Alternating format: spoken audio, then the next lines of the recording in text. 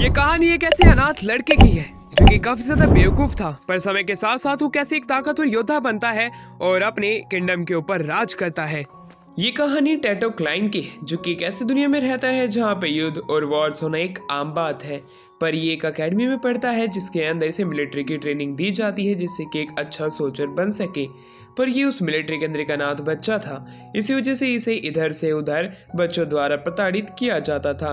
पर उसी दौरान इसका इस अकेडमी के अंदर एक दोस्त भी था जिसका नाम मिकेज था, जो कि इसकी हर बुरी और अच्छी परिस्थिति में इसका साथ देता था। ये दोनों एक इलाइट क्लासेस अटेंड किया करते थे क्योंकि एक इलाइट सोल्जर बनना चाहते थे। उसी दौरान इनकी जो सेरेमनी है वो ख़त्म होने पे आती है, यानी कि ग्रेजुएट होने वाले थे। पर उससे पहले इनका एक टेस्ट होना था जिसके अंदर मिकेज कहता है शायद से वो टेस्ट मुश्किल होगा, हमारा पास करना थोड़ा मुश्किल है। पर टेटो से कहता है नहीं, मैं उसे ज़रूर पास करके रहूँगा, मेरा यही एक गोल है। ये कहने के बाद वो अपने डोररूम्स में चले जाते हैं जहाँ पे कि वो दोनों आगे और भी बातें करते हैं।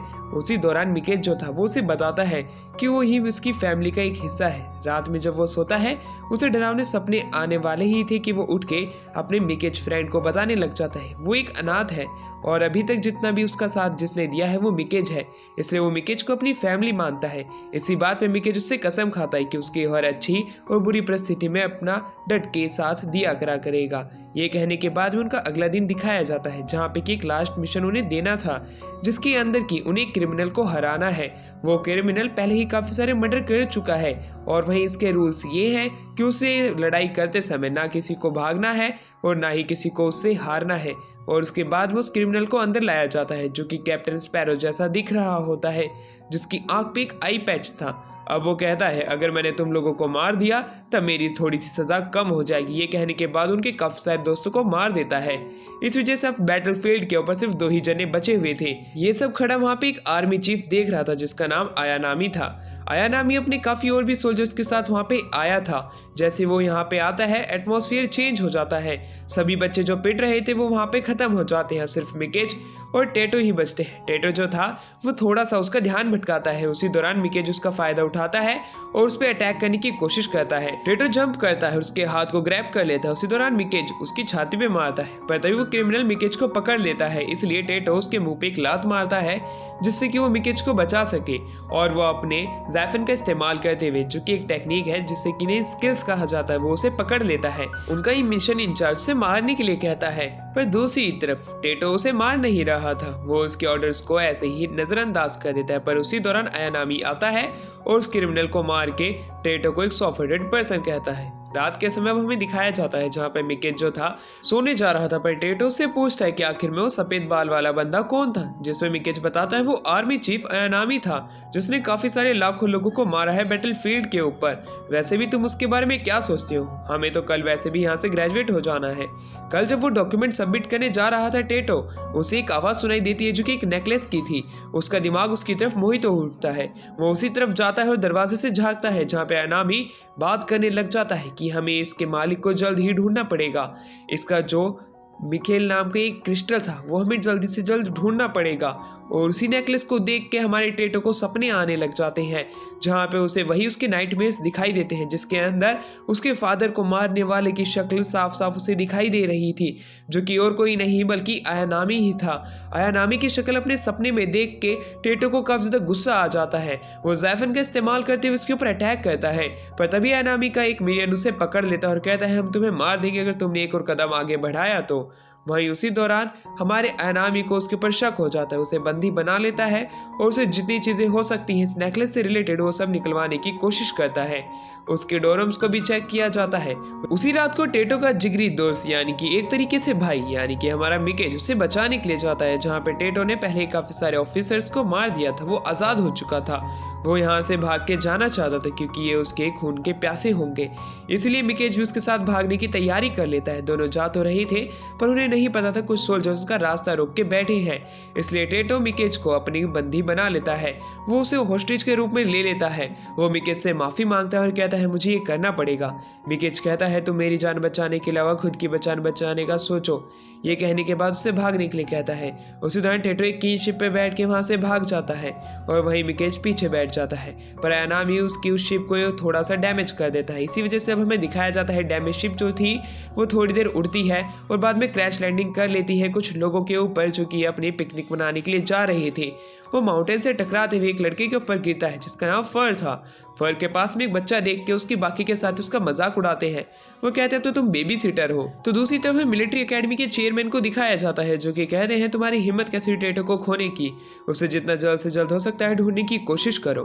उसी दौरान हमें आर्मी को दिखाया जाता है जो कि कहती है जरूर टेटो 7 डिस्ट्रिक्ट के इस चर्च में गया होगा और उनका वहां पे जाना मना है, वो उसका कुछ भी नहीं बिगाड़ सकते हैं। दूसरी तरफ हमें दिखाया जाता है टेटो की आंखें खुलती है। टेटो को देख के बाकी के 3 जो बंदे थे वो कहते हैं ये बच्चा यहाँ पे क्या कर रहा है। तभी टेटो फर को मारते हुए वहां से भागने की कोशिश करता है, पर फर बड़ी ही तेजी से भागता है और उसे पकड़ लेता है। वो कहता है तुम्हें मरने की इतनी जल्दी क्यों है बच्चे। ये कहने के बाद उसे लटका देता है उसी जगह पे। पर उसी दौरान फर का दोस्त वहां पे आता है, टेटो को अपने पास पकड़ के फर को एक लात मारता है। कहता है तुम बच्चे को इस तरह नहीं सता सकते हो। टेटो पूछता है कि वो कहाँ पे है, जिसके ऊपर कैस्टर जो कि उस बंदे का नाम है वो बताता है वो बर्ड्सबर्ग के चर्च के अंदर है। ये कहने के बाद वो उसे कहता है आखिरकार तुम यहाँ पे क्या कर रहे हो, तुम्हारे ऊपर जैसे निशान है मुझे लगता है तुम काफी सारी मुसीबत में हो। दूसरी तरफ फर्ज जो था वो उसे कहता है तुम्हें इस तरह रात में नहीं घूमना चाहिए, तुम्हारे मम्मी पापा क्या सोचेंगे। तो दूसरी तरफ टेटो जो था वो वहां से निकलना चाहता था क्योंकि मिके जब उनका बंदी बन चुका होगा, पर वो लोग उसे यहीं पर आराम करने के लिए कह देते हैं। रात के समय टेटो वहीं पे सोने की कोशिश करता है पर से मिकेज की याद आ रही थी इसलिए उसे बचाने के लिए जाता तो है, पर उसके पाँव जवाब दे चुके थे। वो बेहोश हो चुका था उसी जगह पे। पर जैसे उसकी आंखें खुलती है 3 सिस्टर उसके पास में थी जो कि उसे उठाती है और उसके कमरे तक उसको लेके जाती हैं। वो उसे एक तरीके से प्रिंसेस ट्रीटमेंट देती है जैसे कि तुम लोगों को तुम्हारी गर्लफ्रेंड से नहीं मिलता है। टेटो की लाइफ सही चल रही थी। उसी दौरान अब हमें दिखाया जाता है मिकेज को। आयानामी जो था बंदी बना चुका था, वो उससे पूछता है कि तुमने उसकी क्यों मदद की, तुमने उसे क्यों बचाया, मैं तुमसे सब सच सच जानना चाहता हूँ। तो दूसरी तरफ टेटो की आंखें खुलती है। टेटो जैसे ही उस चर्च के अंदर घूमने लग जाता है वहां पे वो काफी सारे लोगों को देखता है जो कि कर्ज को ठीक कराने आ रहे थे, जो कि गॉड ऑफ डेथ का कर्ज था। ये सारी चीजें देखने के बाद वो हैरान था कि ये चर्च के लोग क्या काम करते हैं। वो लाइब्रेरी में जानने जाता है, पर जैसे ही वो बुकों को छान रहा होता है उसे एक स्केलेटन नन दिखाई देती है, उसकी फट जाती है। वो जोर से चिल्लाता है, इसी वजह से वहां पे फर उसे आके बचा लेता है जैसे कि कोई दूल्हा अपनी नई दुल्हन को बचाता है। वहीं दूसरी तरफ उसका बचाने का राज कुछ और ही था। उसी दौरान वहां पे कैस्टर आ जाता है। कैस्टर बताता है जो ये तुम डॉल देख रही हो जो कि नन की है, ये मैंने ही इन्वेंट की है। जैसे ही वो नन के बारे में बता रहा था एक बुक वो नन बाहर निकालती है। उस बुक को देख के जल्द से फर उस बुक को उठाता है, टेटो के साथ भाग जाता है। फिर फर बताता है इस बुक के अंदर कुछ नहीं बल्कि मेरी एक कलेक्शन थी। उसे हाफ नेट गर्ल्स की फोटोज उसमें दिखाता है। ये देखने के बाद में टेटो हैरान तो था, पर उसी दौरान वहां पे वही डॉलन आके उसे पीटती है। कैस्टर कहता है कि मैंने सोचा नहीं था फर तुम भी इस तरह की हरकत करते हो। पर दूसरी तरफ हमारा टेटो जानना चाहता था कि 10 साल पहले क्या हुआ था। कैस्टर उसे बता देता है कि पहले यहाँ पे 2 किंगडम रहा करते थे जिसमें से एक बर्ग्सबर्ग था और रेक्स किंगडम था, जिसके बाद में रेक्स किंगडम और बर्ग्स के पास में दोनों प्रोटेक्शन हुआ करते थे डिवाइन, और उसको चैनल करने वाले 2 क्रिस्टल होते थे। रेक्स किंगडम ने बर्ग्सबर्ग के ऊपर अटैक करने की कोशिश की जिसके अंदर वो खुद ही तबाह हो गया। इस तरह की स्टोरी सुन के खुद टेटो भी हैरान था। टेटो हकीकत का सच जानना चाहता था, इसलिए उसे सच जानने के लिए खुद ही छानबीन करनी पड़ी। वो भागता है, वो एक ऐसे कमरे में आता है जहाँ पे एक बड़ी सी मूर्ति थी। एक नन उसे बताती है ये वो 7 गॉड्स हैं जिन्होंने की गॉड ऑफ डेथ को यहाँ पे सजा देने की कोशिश की थी, क्योंकि जब गॉड ऑफ डेथ यहाँ पे भाग के आ गया था लोगों को सताने के लिए, तब हेवन के चीफ ने ऐसे 7 गॉड्स को भेजा था जिन्होंने की गॉड ऑफ डेथ को सील किया था। ये उन्हीं में से एक है जिसका नाम सिकल है। ये कहने के बाद नन उसे गॉड डोमेन में लेके जाते हैं जो कि उन्हीं के यहीं पे एक हॉल का नाम था, जहाँ पे कि हमें लैब्राडोर को दिखाया जाता है जो कि उसे एक सिल्वर रोज देते हैं जो कि एक प्रोटेक्शन का सिंबल है। उसी दौरान अब हमें दिखाया जाता है सारी नन जो थी वो काफी ज्यादा टेटो का ध्यान रखा करती थी बाकी लोगों के साथ में, पर टेटो यहाँ से बच के निकलने की कोशिश कर रहा था चर्च से, पर फर उसे पकड़ लेता है। फर कहता है तुम कहीं पे भी नहीं जा सकते, तुम अभी बहुत कमजोर हो। गेट बंद होने की अनाउंसमेंट होती है। टेटो वहां से भागना चाहता था पर वो फर को नहीं रोक सकता था, फर उससे ज्यादा ताकतवर था। इसलिए वहीं पे कैस्टर बात करने लग जाता है कि शायद से टेटो यहाँ से भागने की पूरी कोशिश करना चाहता है पर वो उसमें नाकामयाब होगा क्योंकि फर उसे नहीं जाने देगा, इसलिए उसे यहीं पे रहना चाहिए। और सिल्वर रोज उसके चेहरे पे लगा देते जिससे कि वो एक सुंदर आदमी लग रहा था। दूसरी तरफ कैंटीन में हमें काफी सारी नन्स को दिखाया जाता है जो कि टेटो का प्रिंसेस ट्रीटमेंट वापस से शुरू कर देती है। अपने हाथों से खिलाना और उसे आंखें खिलाने की कोशिश की जाती है। ये देख के वो हैरान था। वो कहता है चर्च के अंदर आखिरकार मांस कैसे बच सकता है, जिसके ऊपर वो बताते हैं ये मांस नहीं है, ये आइस है। आइस को तो हर कोई खा सकता है, ये कोई मीट नहीं है। ये कहने के बाद वो एक एक करके उसे खाने लग जाते हैं। वो काफी ज्यादा टेस्टी थे। ये कहने के बाद में फर कहता है तुम्हें भी खा लेना चाहिए। तो ये कहते ही टेटो वो फर खा जाता है, फर के हाथ से। फर काफी ज्यादा हैरानी से कहता है तुम्हें मिलिट्री एकेडमी में घास फूस दी जाती थी, इसलिए तुम इतने कमजोर हो। यहाँ पे अगर तुम ये खाओगे जब तुम ताकतवर बन जाओगे। दूसरी तरफ टेटो को इतनी ज्यादा टेस्टी लगती है कि वो लगातार एक के बाद एक पीस खा रहा था। सारी नन ये देख के काफी ज्यादा खुश हो जाती है। टेटो उनके दिलों पे इम्प्रेशन बना चुका था। उसी दौरान टेटो को अपने दोस्त मिकेज की याद आने लग जाती है, जहाँ पे कि सारी नन समझ जाती है कि हमें इससे ज़्यादा कुछ नहीं पूछना चाहिए, इसलिए वो चीयर्स करती है। उसी दौरान हमें टेटो को दिखाया जाता है। टेटो अपने कमरे में था। दूसरी तरफ हमें चेयरमैन को दिखाया जाता है मिलिट्री एकेडमी के, जो कि कहते हैं वो मिखाइल का एक सक्सेसर बन सकता था इस एकेडमी के अंदर। आखिरकार तुम्हारी जरूरत कैसे हुई उसे टॉर्चर करने की? उससे जितना जल्दी हो सकता है उसे ढूंढने की कोशिश करो। वहीं दूसरी तरफ अयानामी वहाँ पे आ जाता है। अयानामी जैसे ही वहाँ पे आता है वो बताता है कि उसके ऊपर हमारी एकेडमी का एक साइन है। जैसे ही उस साइन को हर कोई देखेगा उसे वो ज़्यादा समय तक प्रोटेक्शन नहीं दे सकेगा, वरना उसे हमारे खिलाफ जाना पड़ेगा। इसलिए उसके पास कोई भी शेल्टर के लिए जगह नहीं होगी और एट दी एंड उसे हमारी मिलिट्री एकेडमी में ही आना पड़ेगा। दूसरी तरफ हमें दिखाया जाता है हमारे टेटो को। टेटो जो था वो रात के समय एक जगह पे बैठा हुआ था। उसे जैसे ही उसकी नन बुलाती है सोने के लिए वो वहाँ पे चला जाता है। वो ये देख के काफी ज्यादा हैरान था। सारी नन जो थी उसकी कितनी ज्यादा मदद किया करती थी एकेडमी के अंदर, जैसे उसके साथ बर्ताव नहीं होता था। एकेडमी में उसे हर कोई बुली किया करता था। एक दिन जब एक लड़का उसे बुली कर रहा था, उसी दौरान मिकेज की एंट्री हो जाती है। मिकेज ने उसे बहुत ज्यादा मारा था। उसी के बाद से ही वो दोनों दोस्त बन चुके थे, क्योंकि उन दोनों को एक साथ सजा मिल गई थी उस बच्चे को टॉर्चर करने के लिए, यानी कि वो उसे बुली कर रहे थे और उसी तरह वो एक दोस्त बन जाते हैं। टेटो को ये बात तो पता चल चुकी थी। मिकेज ने उसका साथ दिया था उस एकेडमी से भागने के लिए, इसलिए उसे जरूर वहाँ पे सजा तो मिल ही रही होगी। इस प्रकार वो अपने दोस्त को वो सजा के लिए तो भुगतने नहीं दे सकता है। उसी दौरान एक ओल्ड मैन वहाँ पे आ जाता है, जो कि उसे बताता है तुम मुझे काफी ज्यादा खोए हुए लगते हो। मेरी फैमिली भी मुझसे खो चुकी है, मेरे पास भी जाने के लिए जगह नहीं है। पर क्या हो जब तुम्हारी विश पूरी हो जाए? वो टेटो की विश को पूरी करने का कहने लग जाता है। उसे कहता है तुम अपनी विश के बारे में बताओ, मैं तुम्हारी वो विश जरूर पूरी कर दूंगा। ये कहने के बाद टेटो बताने लग जाता है मुझे अपना पास्ट याद नहीं आता है, मेरा दोस्त खतरे में है, वो भी मेरी वजह से, मुझे उसे कैसे ना कैसे बचाना है। ये बात सुन के वो ओल्ड मैन जो था वो कहता है तुम्हारी विश ये जरूर पूरी हो सकती है, तो मुझे तुम आधी रात के समय मिलना इसी जगह पे। ये कहने के बाद वो ओल्ड मैन वहां से चला जाता है। टेटो भी वहां से भागने की कोशिश करता है, पर तभी वहां पे फर आ जाता है। फर जैसे ही आता है वो कहता है मैं तुम्हें कहीं जाने नहीं दूंगा, तुम अभी काफी ज्यादा कमजोर हो। पर वो उसकी बात नहीं सुनता। टेटो अपने जेफिन का इस्तेमाल करता है, पर उसे नहीं पता था कि जेफिन की पावर ही एक इकलौती पावर नहीं है जो कि उसका साथ दे सकती है फर को हराने के लिए। फर वाकई में काफी ज्यादा ताकतवर इंसान है। फिर हमें जेफिन के बारे में बताया जाता है कि ये गॉड गिवन पावर्स होती हैं जो कि कुछ ही ह्यूमंस को मिलती है। जो इसका इस्तेमाल कर सकते हैं वो आगे चल के एक पावरफुल फिगर जरूर बनते हैं। तो दूसरी तरफ हमें फर को दिखाया जाता है। फर उसके जितने भी जेफिन्स के अटैक थे वो उन्हें काफी ज्यादा आसानी से डॉज कर पा रहा था। उसे अपनी फुल पावर का भी इस्तेमाल नहीं करना पड़ रहा था। लैब्राडोर और कैस्टर उसकी फाइट को देख रहे होते हैं। आराम से टेटो समझ जाता है कि इसे हराने के लिए मुझे अपनी जेफिन की और भी पावर का इस्तेमाल करना पड़ेगा। वो ऐसा ही करता है। वो अपने जेफिन की पावर हर अटैक की तरह बढ़ाता जाता है। जब भी वो एक अटैक करता है उसकी जेफिन की पावर वो पहले से ज़्यादा इंक्रीज करने की कोशिश करता, पर फर उसे बार बार वीकलिंग कह के चिढ़ा रहा था।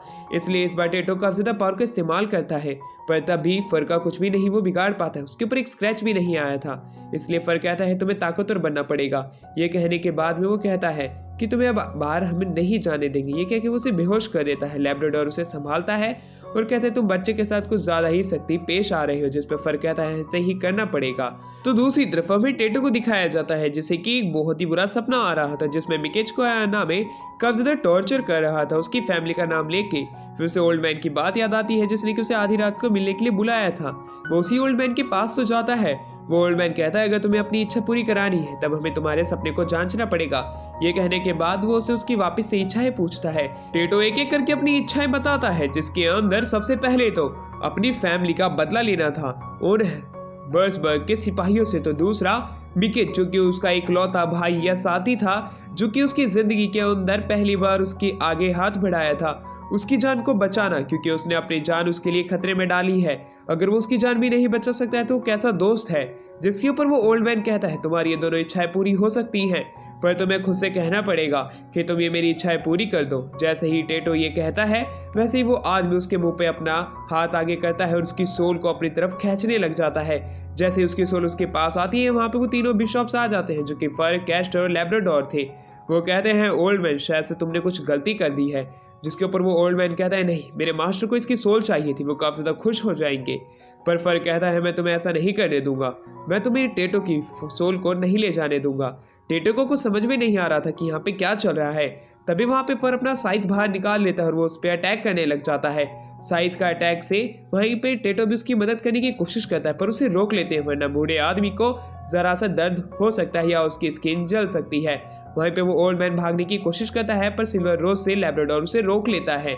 अब वो ओल्ड मैन सोचने लग जाता है कि मैं यहाँ से बच के कैसे निकलूँ। कैस्टर कहता है कि तुम टेटो की सोल दे दो तो तुम यहाँ से जा सकते हो। ये कहने के बाद वो उससे फाइट करने लग जाते हैं, पर फाइट करने से कुछ नहीं निकल रहा था। ओल्ड मैन बड़ी आसानी से उनके हर एक अटैक को डॉज कर पा रहा था। वहीं दूसरी तरफ फर के लिए भी उस ओल्ड मैन के ऊपर अच्छे से अटैक करना मुश्किल पड़ रहा था। अब वो ओल्ड मैन एक फाउंटेन के ऊपर था। वो कहता है कि अब मुझे यहाँ से जाना पड़ेगा, मेरे मास्टर को इस टेटो की सोल की जरूरत है। ये कहने के बाद वो शैडो से वहां से भागने की कोशिश तो करता है, पर कैस्टर अपने सिल्वर थ्रेड से उसे रोक लेता है। उसी का फायदा उठाते हुए फर अपने साइड के इस्तेमाल से उसके विंग को काट देता है। जैसे ही उसका विंग टूटता है टेटो की सोल उसकी बॉडी में वापस से आ जाती है। वो सोचने लग जाता है कि अभी यहाँ पे क्या हुआ था। कैस्टर कहता है कुछ भी नहीं, बस तुम्हारी सोल जो है वो डार्कनेस की तरफ जा रही थी, और ये सब करने वाला और कोई नहीं बल्कि कोर था। कोर का नाम सुन के वो हैरान था, आखिरकार ये कोर क्या होती है। ओल्ड मैन अब वापस से अपने सेंस में आ जाता है, वो उसे वहां से ले जाने लग जाते हैं। अब हमारा सीन यहाँ से शिफ्ट होता है, जहाँ पे कि हमें दिखाते हैं फर जो है वो टेटो को उठाता है, टेटो को उसके कमरे में ले जाने लग जाता है। वहीं टेटो कहता है तुम आखिरकार मेरे साथ ऐसे बर्ताव क्यों कर रहे हो। जिसके ऊपर फर कहता है अगर मैं नहीं होता तो तुम्हारी जान खतरे में पड़ सकती थी। ये कहने के बाद उसके जो कि शरीर पे वापस से गॉड ऑफ डेथ का कर्ज है वो उसे हटाने लग जाता है। वो धीरे धीरे करके उसे हटा देता है और कहता है आराम से चैन की नींद सो। अब अगले दिन टेटो की आंखें खुलती है। वो जब चर्च के अंदर घूमने लग जाता है वो हैरान था, क्योंकि उसे कभी भी एकेडमी के अंदर से बाहर नहीं जाने दिया जाता था। चर्च और सूरज की रोशनी देख के वो हैरान था। जहाँ पे सारी नन कपड़े धो रही थी, वो आगे बढ़ता है और नन से बात करने के लिए जाता तो है, पर नन उसकी पैंट्स भी धो रही होती है। इस तरह का एम्बैरेसिंग मोमेंट देख के वो काफी ज्यादा गुस्से में अपनी पैंट्स उसके हाथ से बड़ी स्पीड से छीन के भागने लग जाता है। वो जैसे जैसे भाग रहा था वो आगे जाके फर से टकरा जाता है। फर उसका मजाक उड़ाते हुए कहता है मैंने किसी बोने को नहीं देखा, गलती से तुम मेरे से टकरा गए हो। वहीं पे जो टेटो था वो उससे माफी मांगता है उसकी गलतियों का, पर फर इस तरह का मूड उसका देख के काफी ज्यादा गुस्से में था, इसलिए वो वापस से उसके हाथ से उसकी पैंट्स को अपने हाथ में लेता है और उसे हवा में उड़ा देता है। वापस से अब टेटो एम्बैरेस हो जाता है। वो अपनी पैंट को ढूंढने के लिए पानी में कूद जाता है, जहाँ पे कि उसे हाफ मरमेड दिखाई देती है। हाफ मरमेड को देख के वो हैरान था, जहाँ पे कि उसे हाफ मरमेड का नाम बताया जाता है लेजेट। लेजेट को देख के वो लोग कहते हैं लेजेट शायद से तुमसे काफी ज्यादा इंप्रेस हो चुकी है, शायद से इसका दिल तुम पे आ चुका है। ये कहने के बाद में लैब्राडोर जो था वो उसे बूढ़े आदमी को दिखाता है। बूढ़ा आदमी अब ठीक हो चुका था। वो अपने बच्चे और पोते से मिलता और वहां से चला जाता है। वही टेटो जानना चाहता था कोर क्या होती है, जिसपे कैस्ट्रो उसे बताता है कोर जो होते हैं पहले इसकी शुरुआत भगवान से हुई थी। जब भगवान ने इंसानों को जन्म दिया उससे पहले पृथ्वी पे भेजने से पहले उनकी 3 इच्छाएं पूरी करने का कहते थे। जब वो अपनी 3 इच्छाएं पूरी कर लेते थे तब उन्हें वापस से हेवन में बुला लिया जाता था, पर उसी दौरान कोर जो थी वो उनकी इच्छाएं पहले ही पूरी करके उन्हें डार्कनेस के पास ले जाती थी, जिसके बाद गॉड से मिलना उनके लिए नामुमकिन हो जाया करता था। और अब कैस्टर जो था टेटो को कोर की बात थोड़ा सीक्रेट रखने के लिए कहता है, इन दोनों के अलावा किसी और को नहीं पता चलना चाहिए, जिसमें वो हाँ में अपना सर हिलाता है। वो कहता है मैं भी अब से अपनी 3 इच्छाएं पूरी करूंगा जो कि मैंने भगवान से की थी। अब ये कहने के बाद में वो सोचने लग जाता है हमारे मिकेज के बारे में। वहीं दूसरी तरफ मिकेज को टॉर्चर करने की अलग अलग चीजें वो लोग सोच रहे थे, जहाँ पे कि टेटो सोच रहा था मिकेजी उसका एक दोस्त था जो कि उसका साथ दिया था। वहीं दूसरी तरफ अब हमारा सीन यहाँ से शिफ्ट होता है, जहाँ पे कि हमें मिकेज को दिखाया जाता है जो कि टेटो के बारे में सोच रहा था। वहीं दूसरी तरफ एनामी जो था वो वहाँ पे आता है और उसे कहता है आखिरकार तुमने टेटो की क्यों मदद की, तुम्हारी सिस्टर तुमसे मिलने आई है, क्या तुम अपनी सिस्टर की जान जोखिम में डाल के टेटो की बचाना चाहते हो। जिसमें मिकेज कहता है टेटो मेरा दोस्त है, मैं उसे धोखा नहीं दे सकता हूँ, मैंने कसम खाई है, मेरी फैमिली भी मेरी बात को समझेगी, तुम ज्यादा तेज चलने की कोशिश मत करो। इन दोनों की कसम शायद से हकीकत में साबित हो रही थी। दूसरी तरफ काफी सारे बिशॉप्स उसके ऊपर ध्यान रख रहे थे कि आखिरकार टेटो इस तरह की बोरिंग लाइफ क्यों जी रहा है। वहीं दूसरी तरफ टेटो जो था उसे लग रहा था कि शायद से इन लोगों को पता तो नहीं चल गया वो रेक का प्रिंसेस है। वहीं दूसरी तरफ लेजर्ट आ जाती है। लेजर्ट उसे कहीं चलने के लिए कहती, यानी कि वो उसे चैपल में लेके जा रही थी जहाँ पे की प्रेयर चल रही थी। वो जैसे ही वहाँ पे जाता है उसे काफी सारे लोगों की प्रेयर्स की आवाज सुनाई देती है, जिससे कि उसे अपना पास्ट याद आने लग जाता है, जहाँ पे कि उसके फादर ने अपने नेकलेस से मिखाइल की आई को निकाल के उसे सौंप दिया था, ये कह के कि तुम आगे चल के रेक्स के लोगों की मदद करोगे। इस तरह की बात को सुन के वो काफी ज्यादा दुखी हो जाता है, क्योंकि उसने रेक्स को बचाने की कोशिश तो की ही नहीं, बल्कि वो बर्ग के सिपाहियों का शिकार और ज्यादा बन चुका है। वो सोचने लग जाता है कि आखिरकार मैं कैसे बच सकता हूँ, किस प्रकार मैं अपने दोस्तों को बचा सकता हूँ। वो आसपास में नंस को देख के काफी ज्यादा खुश हो जाया करता था, क्योंकि नंस और बिशॉप आपस में इस तरह रहते थे जैसे कि यहाँ पे कोई प्रॉब्लम्स ही ना हो। सारे बिशॉप्स की नजर उसी के ही ऊपर थी कि आखिरकार वो क्या सोच रहा है। पर दूसरी तरफ टेटो का सोचना जब बंद होता है जब उसे मिकाज उसी के ही चर्च में दिख जाता है, यानी कि मिकाज यहाँ पे आ चुका है। टेटो जब सामने चल रहा था उसे मिकाज उसकी तरफ भागता हुआ आता हुआ दिखाई देता है। उसे देख के उसे गले से लगा लेता है और मिकाज को देख कर टेटो रोने लग जाता है कि उसका दोस्त आखिरकार उसके पास आ गया। पर उसे एक तरफ डर लग रहा था कहीं आर्मी चीफ की ये कोई चाल तो नहीं है, क्योंकि मिकाज को तो बंदी बना लिया गया था। आखिरकार वो बच के मेरे पास कैसे आ सकता है। वहीं लैब्राडोर एक भविष्यवाणी करते हैं कि आने वाले समय में यही उसकी मौत का कारण बन सकता है। इस तरह की भविष्यवाणी तो सुन के बाकी के बिशॉप्स भी हैरान थे। तो दूसरी तरफ वो मिकाज के यहाँ पे आने की खुशी को जाहिर करते हुए उसे कहते हैं कि वो यहाँ पे रह सकता है। तो दूसरी तरफ मिकाज ये देख के खुश था कि टेटो बर्ग के चर्च के अंदर बिल्कुल अच्छे से रह रहा है। वो उसे बताता है कि वो यहाँ पे उससे मिलने के लिए आया है। उसने उनकी शिप की आखिर का पीछा किया। जैसे ही उसे की शिप मिली वो चर्च के पास में थी, इसलिए वो यहाँ पे आ गया। इस तरह की बातें सुन के टेटो को थोड़ा सा दुखी महसूस हो रहा था, क्योंकि टेटो जानता है आर्मी चीफ की जरूर चाल हो सकती है। पर फर उसे कहता है जब तुम्हारा दोस्त आए तो तुम थोड़ा एंजॉय तो करो, कुछ समय पहले तक तो तुम रोज ही ना रोया करते थे। इस तरह की फर के मुंह से बातें सुन के टेटो का और भी ज्यादा दिमाग खराब हो जाता है। वो उन्हें वहां से जाने के लिए कहता है। वहीं दूसरी तरफ वो मिकाज को मैगजीन पकड़ा देते हैं। इस तरह की मैगजीन टेटो ने पहले देख रखी थी, वो गुस्से में था। वो अब उन्हें वहां से चले जाने के लिए कहता है। जैसे ही वो वहां से जाते हैं फर बात करने लग जाता है कि जरूर मिकाज, मेरे को लगता है कोई ना कोई वो चाल सोच के आया है, वरना उसके एकदम से यहाँ पे आ जाना इंपीरियल आर्मी से बच के वो थोड़ा सा नामुमकिन महसूस होता है। तो दूसरी तरफ फर को चिंता हो रही थी। कास्टर कहता है लैब्राडोर की कभी भविष्यवाणी झूठी नहीं जाती है, सिर्फ हमें इंतजार करना है। पर तभी वहाँ पे आर्क बिशॉप आते हैं जो कि कहते हैं एनुअल बैप्टिज्म डे आ रहा है, तुम्हें उसकी तैयारी करनी चाहिए, कोई गड़बड़ी ना हो। तो दूसरी तरफ अब हमारा सीन यहाँ से शिफ्ट होता है, जहाँ पे कि हमें दिखाया जाता है जहाँ पे कि मिकेज के साथ में टेटो एक जगह शांति से बात करने के लिए आया था, जहाँ पे कि मिकेज उसे बताता है कि मैं तुम्हें पहले ही बता दूं कि मुझे इंपीरियल आर्मी ने खुद ने ही छोड़ दिया था। टेटो ये बात सुन के कहता है ऐसा नहीं हो सकता है, क्योंकि वो लोग मेरा पीछा कभी नहीं छोड़ेंगे। जिसके ऊपर मिकेज बताता है कि उन्होंने मुझे दो चॉइस दी थी, जैसे मुझे फैमिली या तुम्हें चुनना था, मैंने तुम्हें चुना। कुछ समय के आयानामे की टॉर्चर से झेलने के बाद में उन्होंने मुझे जाने दिया। ये बातें काफी ज्यादा आसान लगती है सुनने में, पर टेटो को पता था ये बातें जरूर झूठी हो सकती है। वो उसे फर से दूर रहने के लिए कहते हैं, क्योंकि फर बिशॉप की जगह एक डेविल है, पता नहीं उसे पोजीशन कैसे मिल गई। टेटो की इस तरह की बात सुन के मिकेज कहता है वो तो तुम्हारे बड़े भाई की तरह लगता है, तुम्हें उसे आसानी से अच्छे तरीके से ट्रीट करना चाहिए, रिस्पेक्ट के साथ। पर तभी वहाँ पे एक बंदा आ जाता है जो कि खुद को इंट्रोड्यूस कराता है, कहता है कि मैं तुम्हें यहाँ पे लेने के लिए आया हूँ। उसकी ये बात सुन के वो हैरान थी। तभी वो अपने विंग्स खोलता है, यानी कि वो एक कोर है जो कि डार्कनेस की तरफ काफी सारे लोगों की सोल को ले जाने का काम करते हैं, जैसे कि ओल्ड मैन ने किया था।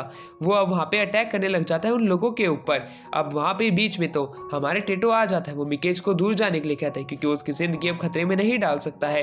पर मिकेज उसकी बात नहीं सुनता है। दोनों के दोनों अपने जेफन के अटैक का इस्तेमाल करते हुए उस कोर से फाइट करने लग जाते हैं। कोर पावरफुल था, वो उसको आसानी से नहीं रोक पा रहे थे अपनी जेफन की पावर की मदद से, इसलिए उन्हें काफी ज्यादा दिक्कत तो होती है।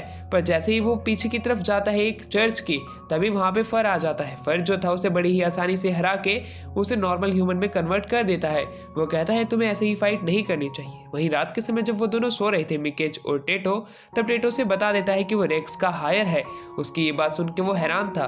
वो उसे बताता है कि जब मैं 5 साल का था मेरे फादर ने रेग एम्पायर के साथ में लड़ाई लड़ी थी, और वो जब भी मैं उससे पूछता कि वो इतने खुश क्यों है, जिसके ऊपर वो बताते कि मैंने अपने एनिमीज को मारा है, पर अब मेरा दोस्त उन्हीं की ही एनिमीज का हायर है।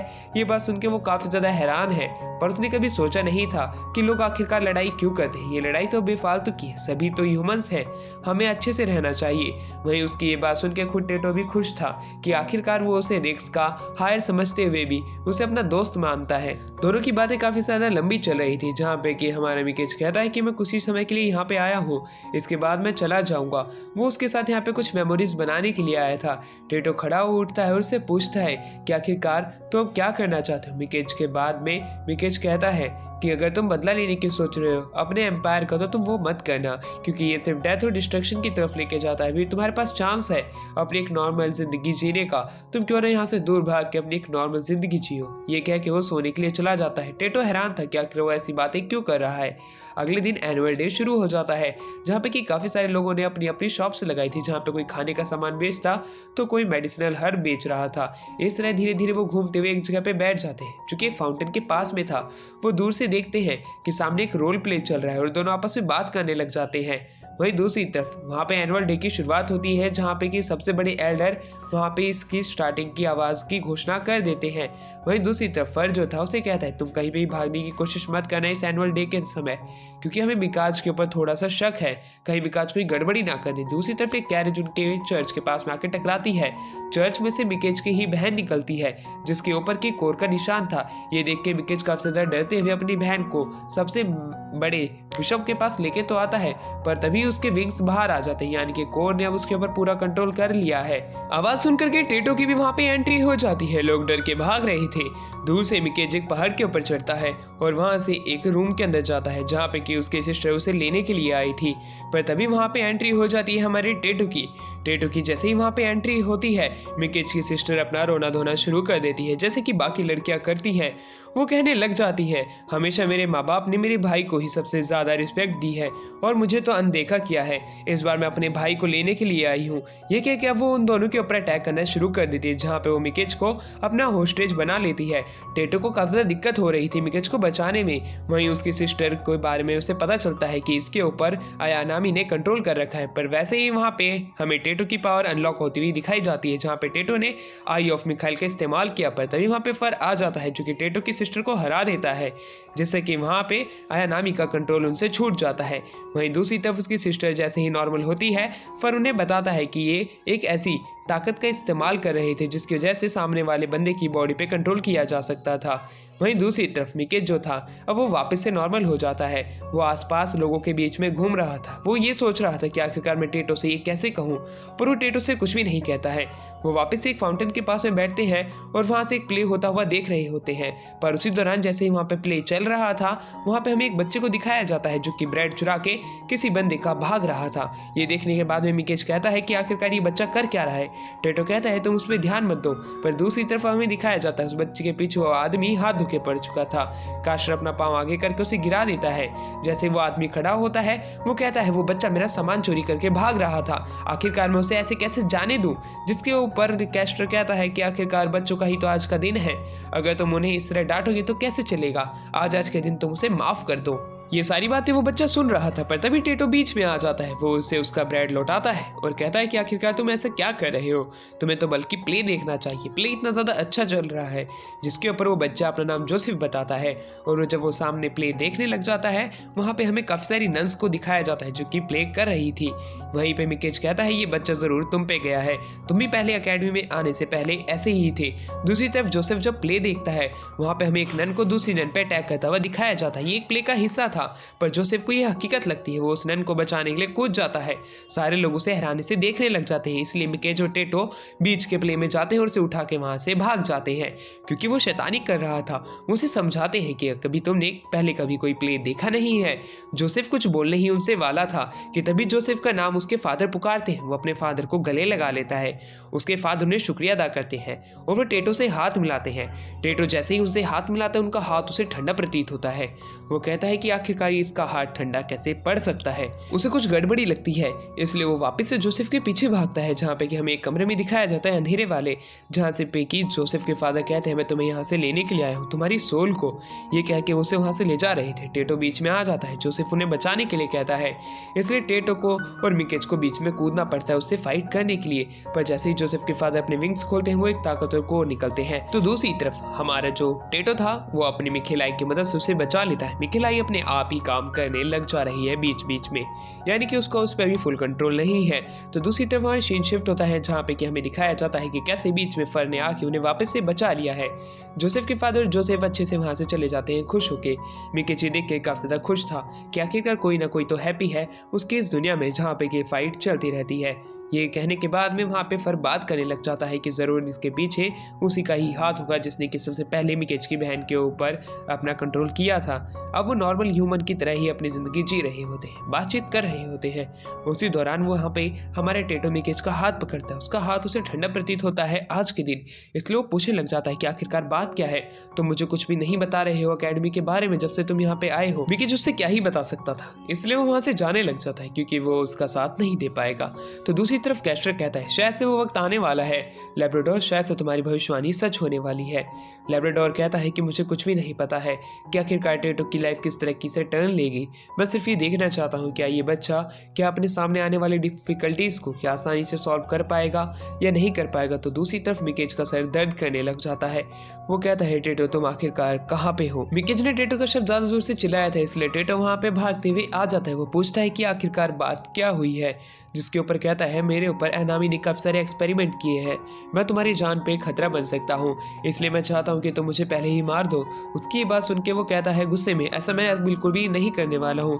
पर उसे क्या पता था मिकेज के ऊपर एनामी का पूरे तरीके से कब्जा हो चुका है। उसकी जो बॉडी है उसके ऊपर अब एनामी हावी पड़ चुका है कोर के साथ में, अब वो उसका कुछ भी नहीं बिगाड़ सकता है। और उसका यहाँ पे आने का एक ही रीजन है, उसे मारना या उसे मार के यहाँ से लेके जाना। पर तभी डोल बीच में आ जाती है, इस वजह से वो बच जाता है। कास्टर को ये चीज पता चल चुकी थी, वो जल्द से जल्द वहाँ पे फर को भेजने की कोशिश करता है।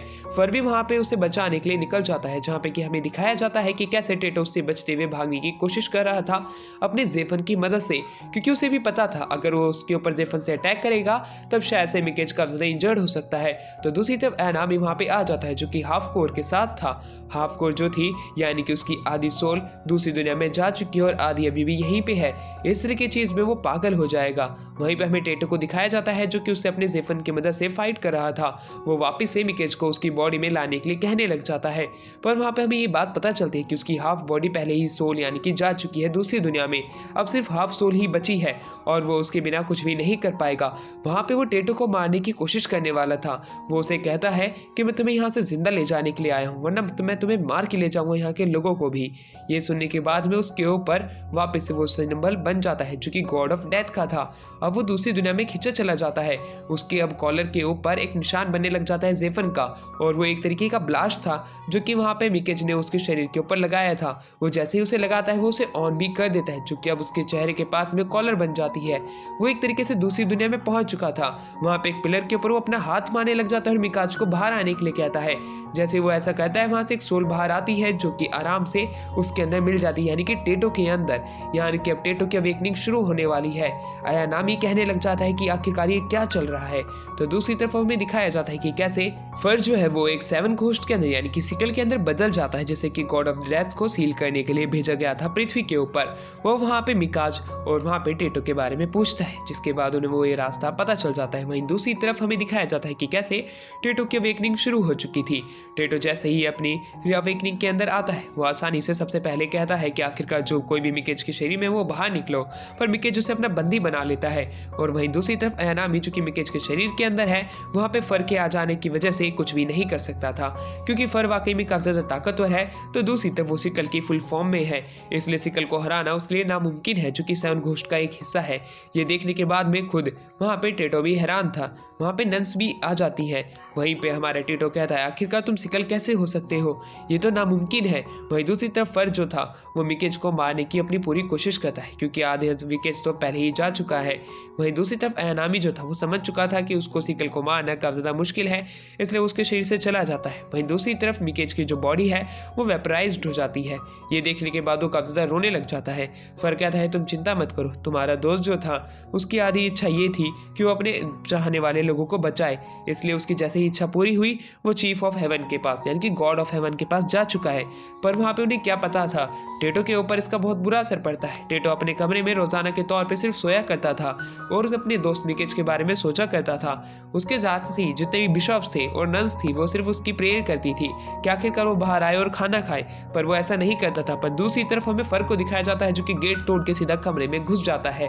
वो उसके पास एक स्प्रिट एनिमल भी छोड़ देता है।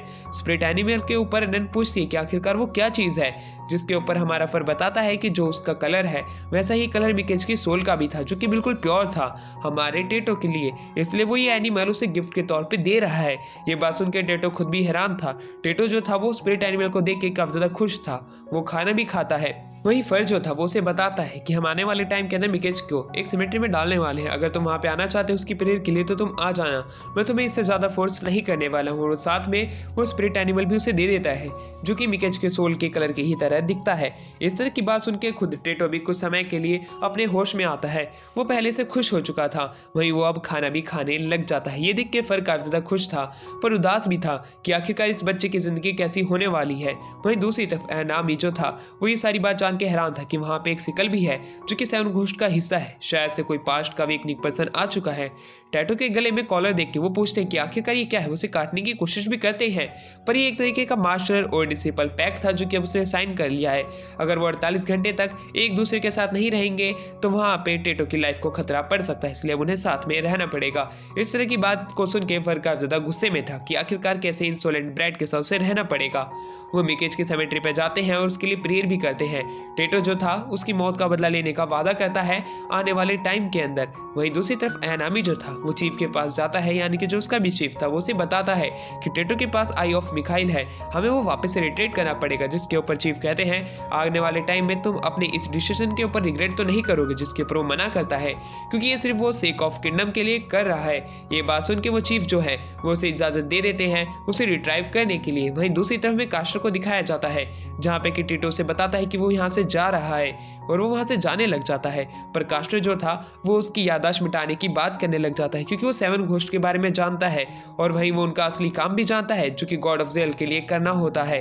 ये बात तो सुन के वो जो थे वो उसकी मेमोरी इरेज करना चाहते थे, पर जैसे ही कास्टर उसकी मेमोरी इरेज कर रहा था फर वहाँ पे आ जाता है। फर कहता है तुम ये गलत कर रहे हो, वो बच्चा मिकेज के बारे में भूल जाएगा जो कि उसका ट्रेजर है।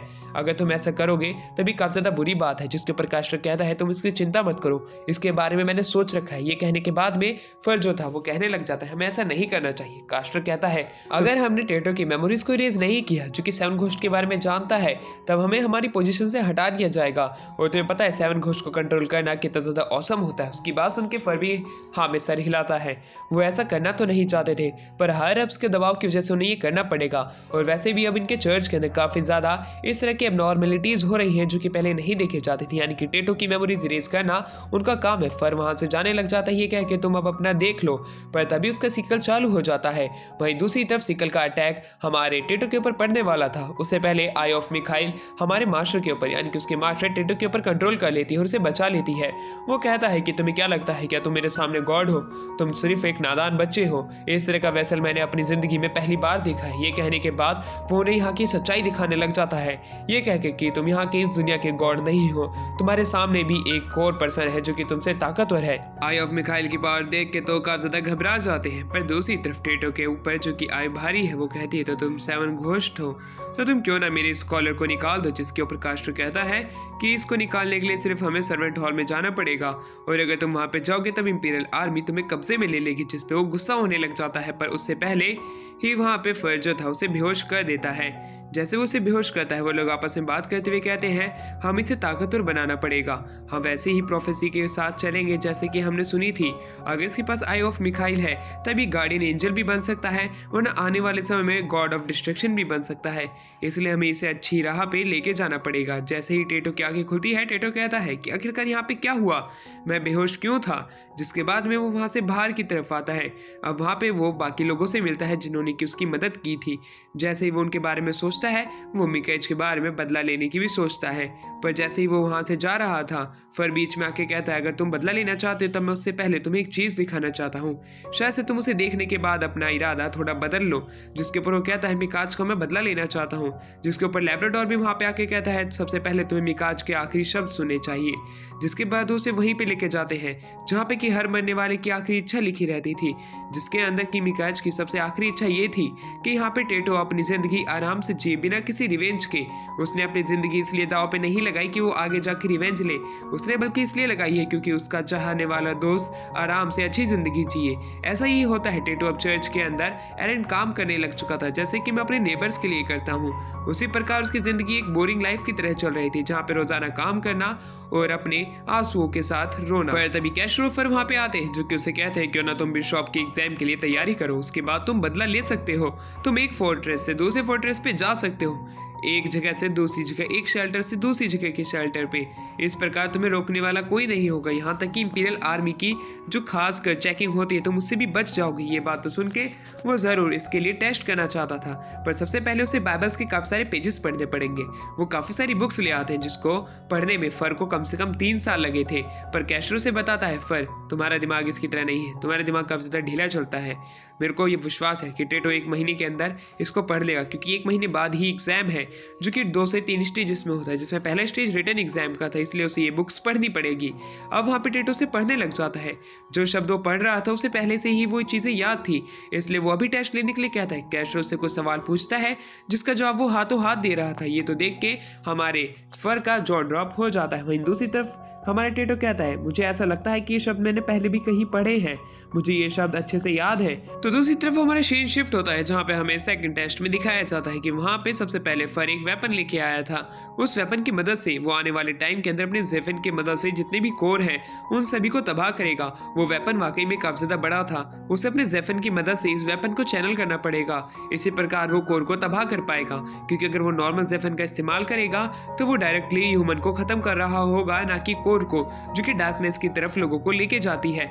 इस तरह का वेपन देख के वो हैरान था। वो उसमें अपना जेफिन डालने की ट्राई तो करता है, पर उसमें नाकामयाब होता है। वो रोने लग जाता है कि आखिरकार मुझसे ऐसा क्यों नहीं हो रहा है। जिसके ऊपर फर्क कहता है, कोशिश करते रहो, कोशिश करने वालों की कभी हार नहीं होती है। उसकी ये बात तो सुन के उसके दिमाग में हलचल होने लग जाती है। वो कहता है, तो अगली बार मैं जरूर कर लूंगा। वहीं वो पूछता है, इतने बड़े वेपन आखिरकार किसने बनाए थे? जिसके ऊपर कैशो उसे बताता है कि इसे बनाने वाला है एक हाई क्लास हमारा क्राफ्ट्समैन है, जो कि हर एनुअल पे हमारे इधर आता है। तुम्हें उससे मिलने का मौका जरूर मिलेगा, पर उससे पहले तुम इसे चैनल शुरू करना कर दो। और वो उसके सर पे हाथ भी फहराता है। इस तरह की चीज देख के वो काफी ज्यादा शायद महसूस कर रहा था। वहीं दूसरी तरफ वो वहां से चले जाते हैं। इसी प्रकार टेटो काफी समय तक प्रैक्टिस करता रहता है, पर उसमें नाकामयाब होता है। अब वहां पे फर आता है। फर कहता है, आखिरकार तुम अब ये लो, इसका इस्तेमाल कर लो। यानी कि एक नकली फर था। कैशरो उसे बताता है, ये एक डॉल है, तुम्हें इसके ऊपर अपने उस वेपन से अटैक करने की कोशिश करनी पड़ेगी। इसी प्रकार तुम कोर के ऊपर भी अटैक करोगे, पर तुम्हें संभल के रहना पड़ेगा, कहीं ये डॉल तुम पे ही भारी ना पड़ जाए। इस तरह की बात सुन के वो हैरान था। कुछ नन वहां से जा रही थी, इसलिए वो डॉल उन पे अटैक करने तो जाती है, पर उसी दौरान हमारा टेटो उस वेपन का इस्तेमाल करता है और उस डॉल को हरा देता है। डॉल थोड़ी बहुत बर्न हो जाती है, पर अब उसके पास में विंग्स आ जाते हैं। वो विंग्स की मदद से उसके ऊपर अटैक करने की कोशिश तो करता है। वो डर के मारे भागने लग जाता है, पर वैसे ही वहां पे लैब्राडोर आ जाता है। लैब्राडोर ने उस डॉल को हरा दिया था। लैब्राडोर जो था अब टेटो को अपने पास यानी कि अपने डोमेन में लेके जाता है, जहाँ पे कि उसे मीठी लस्सी पिलाता है उसके वहाँ की। अब वो दोनों आपस में बात करने लग जाते हैं, जहाँ पे कि वो बताता है कि मैं अपनी पावर का इस्तेमाल नहीं कर पा रहा, आखिरकार मैं बदला कैसे लूंगा। जिसपे लैब्राडोर कह रहा है, तुम्हें शांत मन से सोचना पड़ेगा, आखिरकार तुम ये सब क्यों कर रहे हो। टेटो के समझ में आ जाती है कि उसका ट्रेजर मिखाइल ऑफ आई नहीं बल्कि उसका फ्रेंड था। उसकी इस तरह की सोच को सुन के उसकी आई ऑफ मिखाइल भी जाग जाती है। तो दूसरी तरफ हमारा सीन शिफ्ट होता है, जहाँ पे कि हमें दिखाया जाता है टेटो जो है वो एक जगह से जा रहा था, पर तभी उसके कंधे पे कोई हाथ रखता है, और वो और कोई नहीं बल्कि वहाँ पे आने वाला हकुरो था। इस लड़के का नाम हकुरो है, जो कि यहाँ पे वो आया हुआ है। ये यहाँ पे बिशॉप के एग्जाम के लिए आया था, पर उसकी सोच कुछ अलग थी। वो यहाँ पे किसी और चीज़ के लिए भी आया था, पर वो हकुरो जो था वो उसे कह देता है, यानी कि हमारे टेटो को, कि आखिरकार बच्चे भी यहाँ पे बिशॉप के एग्जाम के लिए आने लग गए हैं। आखिरकार बिशॉप का एग्जाम कितने ज़्यादा नीचे गिर चुका है। ये कहने के बाद वो वहाँ से जाने लगता है। टेटो वहाँ पे जाता है जहाँ पे कि एक एक्सरसाइज चल रही थी। वहाँ पे हमें एक लड़की को दिखाया जाता है जिसके ऊपर कोर भारी था, पर वहाँ पे हमें आर्क बिशप को दिखाया जाता है, सेबेस्टियन को, जिसने कि बड़ी ही आसानी से उसको हील कर दिया था। ये देख के टेटो हैरान था। टेटो पूछता है कि आखिर उसने ऐसे कैसे किया, जिसपे कैशो से बताता है कि उसका जो जेवियर था वो आसानी से हर किसी को हील करने वाला था और अपने वेपन की मदद से वो बड़ी ही आसानी से कोर के लोगों को हील कर देता था बिना किसी दर्द के। तुम भी ये करना सीख जाओगे पर थोड़ा टाइम लगेगा, तुम्हें प्रैक्टिस करते रहना है। उसकी बात सुनकर टेटो खुश हो जाता है कि आखिरकार कुछ तो करने को मिलेगा। पर वहीं वो हाकुरो से वापस से मिलता है, जहाँ पे कि हमें दिखाया जाता है कि जो टीटो है वो जैसे ही अपने रूम में जाता है उसे पता चलता है कि हाकुरो ही उसके साथ रूम शेयर करने वाला है। नन को वो कंप्लेन करता है कि वो हाकुरो के साथ में नहीं रहना चाहता है, पर सारी नन कहती है तुम्हें हाकुरो के साथ में शायद से टीम बना लेनी चाहिए, वो काफी ज्यादा अच्छा लड़का है। अब वो वहाँ पे रोने लग जाता है इस बात को लेकर, जिसपे हाकुरो कहता है तुम्हें मेरे साथ टीम बना ही लेनी चाहिए, जिसपे वो मना कर देता है क्योंकि वो ऐसे ही अरे गहरे नथु गहरे से टीम नहीं बना सकता है। उसकी ट्रेनिंग नॉर्मल चल रही होती है, जहाँ पे कि उसे अपने वेपन को यूज करने में काफी ज्यादा तकलीफ आ रही थी, जिसके ऊपर हमें पहले से ही कुछ ब्लड स्टेन दिखाया जाता है। अब वो लोग एग्जाम के लिए जाते हैं, जहाँ पे कि एंट्री गेट पे एक बंदा उन्हें सबसे पहले फी मांगता है। फी मांगने वाले बंदे को एकदम से चोक लग जाता है। वो उसे उठाते हैं और इन्फर्मरी छोड़ के आते हैं। लैब्राडोर कहता है तुम इसकी चिंता मत करो, ये वाकई में कुछ ही समय में ठीक हो जाएगा, तुम जाके अपना एग्जाम दो। जैसे ही वो वहाँ पे अपने एग्जाम देने के लिए जाते हैं वो पहले से लेट हो चुके थे। हकारू और उसके साथ में टीटो भी था। जैसे वो वहाँ पे पहुँचते हैं उनकी इंस्ट्रक्टर जो होती है वो उन्हें वहाँ से चलने के लिए कहती है दूसरी तरफ, क्योंकि वहाँ पे काफ़ी सारे कोर्स होने वाले हैं, इसलिए वहाँ से टीटो और हकारू दोनों चले जाते हैं। इंस्ट्रक्टर उन्हें बताते हैं कि तुम्हारे जितने भी वेपन्स हैं तुम्हें इसके इस्तेमाल से उनके ऊपर अटैक करना है, पर इस बात का ध्यान रखना है कि ये जो कोर है ये नॉर्मल तो है, ये इस पानी से बाहर नहीं जा सकती, ना तुम पे अटैक कर सकती है, पर तुम्हें कुछ ऐसे दृश्य दिखा सकती है जिन्हें तुम देखना नहीं चाहते हो। इस बात को सुनकर तो टीटो हैरान था। वहीं हकारू जो था वो कहता है अब तो मुझे देखना मैं कैसे इन पे हमला करता हूँ। वो एक एक करके काफी सारी कोर को नष्ट कर देता है। सारे बच्चे ये देख के हैरान थे, इस तरह की पावर जो कि नॉर्मली किसी में देखने को नहीं मिलती है। वहीं दूसरी तरफ जब हमारा टेटो उसका इस्तेमाल करता है, यानी कि अपने वेपन का, और उन कोर के ऊपर अटैक करने की कोशिश करता है, शुरुआत में तो वो उसमें नाकामयाब होता है क्योंकि वो अपने वेपन का अच्छे से इस्तेमाल नहीं कर पा रहा था। बार बार नाकामयाब होने पे सारे लोग उसका मजाक उड़ाने लग जाते हैं कि आखिरकार ये ट्रैश कहाँ पे आ गया। हाकुरू से कहता है तुम अच्छे से कोशिश करो। वहाँ पे मास्टर सेबेस्टियन भी आते हैं जो कि उसे कहते हैं तुम्हें गॉड को सर्व करते हुए एक प्रेयर करनी है, तुम अपने चाहने वालों को किनको बचाना चाहते हो। इस तरह की बात सुन के वो कहता है अगर वो मुझे ताकतवर बनाएगा तब मैं जरूर उसे प्रे करूंगा, और उसे पावर मिल जाती है। उसका वेपन एकदम से बहुत ज्यादा ग्लो करता है और पावर भी काफी ज्यादा आती है। सेबेस्टियन इस तरह का वेपन देख के हैरान था। वो कहता है ये तो फर का वेपन है। फर का वेपन? फर जो की है वो एक ताकतवर बिशॉप है। ये बात सुन के तो खुद हमारे टीटो भी हैरान था। हकारू से मारता है कि उसे बिशॉप फर के बारे में नहीं पता, जो कि सबसे ताकतवर बिशॉप है जिन्होंने की एग्जाम के अंदर सबसे ज्यादा स्कोर किया है। खुद वो ये बातें सुन के तो हैरान था। पर दूसरी तरफ जब वो बातें कर रहे थे, दूसरी तरफ कुछ नन के चिल्लाने की आवाज आती। उन्हें पता चलता है एंट्री गेट पे फीस लेने वाले बंदे का मर्डर हो चुका है और उसका ब्लड जो है इधर उधर बिखरा पड़ा है। वहीं दूर हमें दिखाया जाता है कि कैसे फर उन्हीं की तरफ देख रहा है। फर इस बार बिल्कुल बदल चुका है, ये बदले की आग है जो कि उसकी आंखों के अंदर उसे दिखाई दे रही है। इस तरह की चीज फर में वो पहली बार देख रहा था टीटो, वो हैरान था। वहीं दूसरी तरफ हमें दिखाया जाता है एक लेडी को जिसके हाथ में बच्चा था, उसे अपने फादर की याद आने लग जाती है और धीरे धीरे करके उसकी आंखों के सामने वो सारी चीजें उसे चमकने लग जाती है कि उसके फादर और कोई नहीं बल्कि चर्च के फादर थे। इस तरह की चीज उसे याद आती है, तब वो अपने कमरे में जाता है। कमरे में सोने से पहले वो हकारू से बात करता है और वो अपने वेपन को ठीक से चलाने की उससे बात करने लग जाता है, जिसपे हकारू उसकी मदद करने का वादा करता है और अगले दिन उसे टाइम से उठने के लिए कह देता है। वो दोनों यही सोच रहे थे कि एंट्री फी लेने वाले बंदे को आखिरकार किसने मारा होगा, जिसपे वो लोग कहते हैं कि ये सब सोचने का अभी वक्त नहीं है। अगले दिन अब हमें दिखाया जाता है कि कैसे टेटो जा रहा था। सारी नन उसे घेर लेती है। वो उनसे पूछने लग जाती है कि आखिरकार उसकी ट्रेनिंग कैसी चल रही है, आखिरकार वो लाइब्रेरी क्यों जा रहा है, जिसमें वो बताता है कि वो बिशॉप के टेस्ट का एग्जाम देने वाला है। ये बात सुन के वो हैरान थी। पर दूसरी तरफ हमें दिखाया जाता है टेटो लाइब्रेरी के अंदर अपने फादर के बारे में पढ़ने की कोशिश करता है जो कि रेक्स के अंदर थे। अब जैसे ही वो किताबें खोलता है एकदम से हवा चलती और एक पन्ना खुल जाता है जहाँ पे गॉड ऑफ डेथ के बारे में बताया जाता है, जिसने चीफ ऑफ हेवन की बेटी को मार के पृथ्वी पे आ गया था। उसके पीछे 7 घोस्ट को भेजा गया था। वो शब्द किताब के बाहर आ जाते हैं। एकदम से वो कुर्सी पे से गिर जाता है। सभी लोग उसका मजाक उड़ाने लग जाते हैं। तभी टीटो हकारू से पूछता है कि मर्डर की मिस्ट्री क्या चल रही है। तभी वहाँ पे फर आ जाता है। फर जैसे ही वहाँ पे आता है वो हकारू को वहाँ पे देख के उसे अपनी मैगजीन्स दिखाता है जो कि उसकी कलेक्शन है। उसे देख के हकारू इम्प्रेस था। पर तभी वहाँ पे सेबेस्टियन आ जाते हैं जो कि फर को डांटते हैं कि आखिरकार वो क्या कर रहा है। वहीं दूसरी तरफ सेबेस्टियन जो थे वो वहाँ पे टेटो को बताते हैं कि तुम उसकी चिंता मत करो टेटो, जितने भी बंदों ने उसके मर्डर के अंदर हिस्सा लिया था हम सभी उसे मार देंगे, तुम इसकी चिंता मत करो। इंपीरियल गार्ड्स अपनी सारी की सारी जांचें कर रहे हैं। ये कहने के बाद में वो कहते हैं अगर तुम चिंता करोगे वैसे भी तुम किसी काम नहीं आने वाले हो, तुम सिर्फ अपने टेस्ट की तैयारी करो जो कि बिशप के एग्जाम की है। ये कहने के बाद में वहां से हमारे प्रिंस सेबेस्टियन चले जाते हैं। जैसे इस प्रिंस सेबेस्टियन की वो बातें सुनता है वो कहता है प्रिंस सेबेस्टियन की बातें तो सच है, पर क्या 7 घोस्ट उन्हें सच में मार पाएंगे? जिसके ऊपर सेबेस्टियन कहते हैं तुम चिंता मत करो, इन्वेस्टिगेशन जैसे ही पूरी होगी। अब हमारा सीन यहाँ से शिफ्ट होता है जहाँ पे कि दो बिशप बात करने लग जाते हैं कि अगर टेटो अपने ज़ेफिन की मदद से अपने वेपन का इस्तेमाल नहीं कर पाया मिखेल ऑफ आई के साथ में, तब उसे यहाँ से निकाल दिया जाएगा। इस तरह की बात को सुन के तो वो काफी ज्यादा हैरान था। जैसे ही टेटो गेट खुलता है, टेटो गेट पे था। फर देख के ये हैरान था कहीं उसने उनकी बातें सुन तो नहीं ली थी। टेटो वहां से भाग जाता है। टेटो ने उनकी सारी बातें सुन ली थी। वो कहने लग जाता है कि लोग पहले से ही मेरी आई ऑफ मिखाइल के बारे में जानते थे, इसलिए इतने ज्यादा स्ट्रेंज बनने की कोशिश करते थे।